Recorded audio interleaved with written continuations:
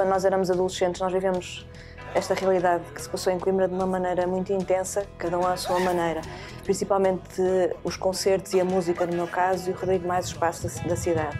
E o que se passava na altura era uma grande movimentação, um fenómeno muito interessante de coisas a acontecerem. Havia concertos, havia atuações de improviso na rua, havia vários espaços da cidade ligados ao rock e, portanto, o que acontecia com as pessoas era fazerem uma espécie de percurso.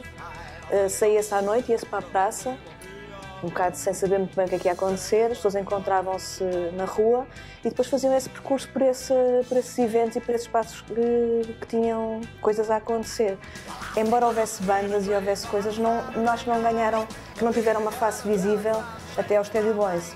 Portanto, não é uma questão só de ser uma cidade de tédio, era uma cidade em que ainda não tinha havido, se calhar, a coragem de fazer coisas que depois traduziram em grande visibilidade. E depois, quando cheguei ao último ano de Antropologia, quis perceber isso de um ponto de vista mais antropológico e social. E então usei os Teddy Boys como exemplo de uma ou outra forma de estar em Coimbra. O que é que se passou? Que fenómeno foi este? E o que é que isso significou? Significou que questionava esse estereótipo de fatos, dantes e guitarradas, e foi exatamente quando começámos a fazer essa pesquisa. Quando eu comecei a fazer essa pesquisa e depois o Rodrigo também acompanhou e filmou já algumas entrevistas, que percebemos que havia ali uma história muito rica e muito grande para contar e que não se conhecia.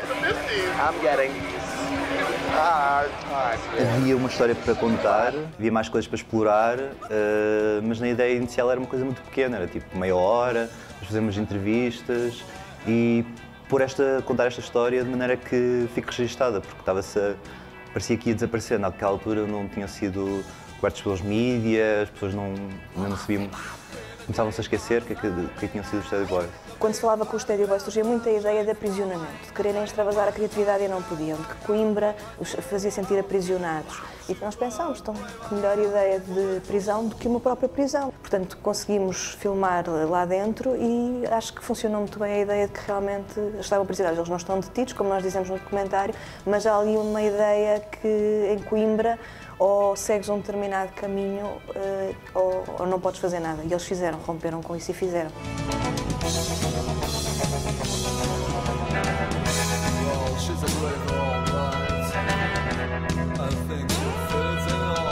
A nossa preocupação foi sempre fazer o projeto de uma forma colaborativa e, portanto, quando terminámos a montagem, as primeiras pessoas a quem fomos mostrar foi exatamente aos elementos da banda, que obviamente riram com alguns episódios que não sabiam que outras pessoas tinham contado, lembraram-se de várias coisas que tinham acontecido, mas receberam com bastante silêncio.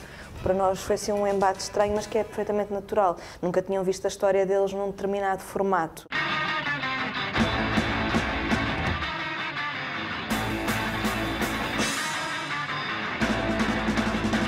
Todas as pessoas que têm visto o documentário e que têm falado connosco mostram alguma surpresa porque não acreditam que aquela história é verdadeira, que é difícil acreditar que aquela banda existiu e que as pessoas algumas não conhecem, que teve 10 anos de carreira, que fez 3 digressões nos Estados Unidos, que fez todas aquelas iniciativas, como tocar na rua, ser detido exatamente por causa disso, atuar no palco da queima das fitas, atuar em cima de um trator, enfim, as histórias são inúmeras e não couberam todas no documentário.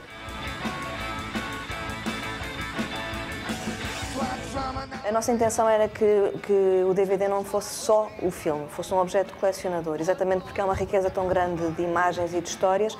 Nós temos nesse pacote, nessa edição, temos um CD áudio com remisturas dos singles de Teddy Boys que já não se encontram à venda. Tem vários extras, entre eles uma curta que nós fizemos, que é a breve história do rock de Coimbra.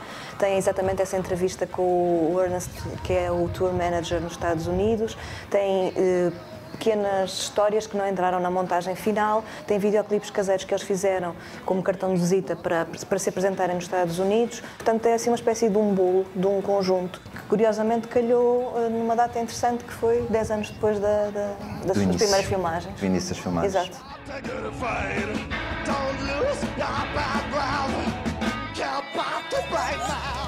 Follow me.